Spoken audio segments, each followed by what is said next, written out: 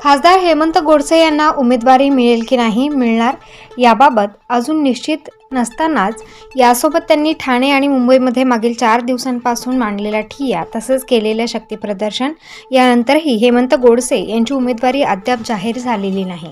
अशातच आता हेमंत गोडसे यांनी नाशिक शहरातील शालिमार चौकात असलेल्या हनुमान मंदिरात अभिषेक आणि आरती करत आपल्या प्रचाराला प्रारंभ केला आहे।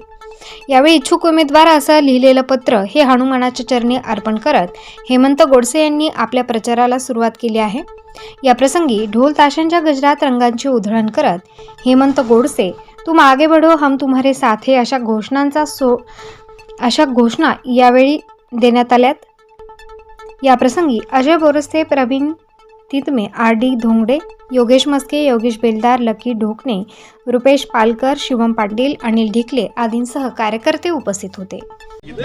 पावन झालेली ही नाशिकची भूमी आहे आणि प्रभू रामचंद्रांचे भक्त हनुमानांची आज या ठिकाणी आरती करून खऱ्या अर्थानं आपण विद्यमान खासदार आहोत आणि गेले 5-10 वर्षापासून हे नाशिक लोकसभेचं नेतृत्व करतोय आणि म्हणून आपण केलेली कामं ही जनतेपर्यंत पोहोचावीत यासाठी आपण माहिती म्हणून लोकांकडं आपला 5 वर्षाचा कार्याचा अहवाल वितरित करण्यासाठी या ठिकाणी शुभारंभ करतो। खरं तर आपण पर्यंत आमचे पक्षाचे मुख्य नेते आणि राज्याचे मुख्यमंत्री अधिकृत यादी या ठिकाणी जाहीर करत नाही तोपर्यंत आपण इच्छुक म्हणूनच लोकांपर्यंत या ठिकाणी जाणार आहोत।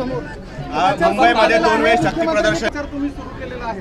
मुख्यमंत्र्यांनी सांगितलं श्रद्धा सबुरी सब्र का फल मीठा होता है आणि म्हणून निश्चित लवकरच या ठिकाणी 3-4 दिवसामध्ये अधिकृत यादी त्या ठिकाणी जाहीर केली जाईल।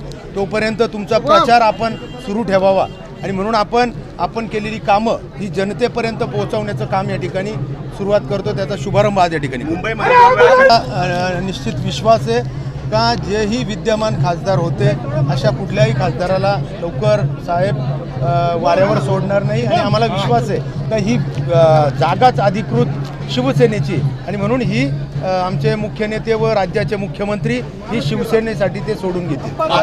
तुम्ही जेव्हा का प्रत्येक विद्यमान खासदार या ठिकाणी शिवसेना प्रमुख हिंदू हृदय सम्राट बाळासाहेब ठाकरे यांच्या विचाराने प्रेरित होऊन शिंदे साहेबांसोबत गेला, परंतु आम्हाला निश्चित विश्वास आहे की शिंदे साहेब आणि आपण केलेली कामं आणि जनतेचा आवाज हा निश्चित त्यांच्या लक्षात आहे आणि निश्चित आपल्याला विश्वास आहे की ही उमेदवारी शिवसेनेसाठी सोडून घेतली। त्या माध्यमातूनच या ठिकाणी आपण निवडणूक लढवणार आणि त्यामुळं ही शिवसेनेला सुटली जाणार आहे याचा आम्हाला 100% विश्वास आहे।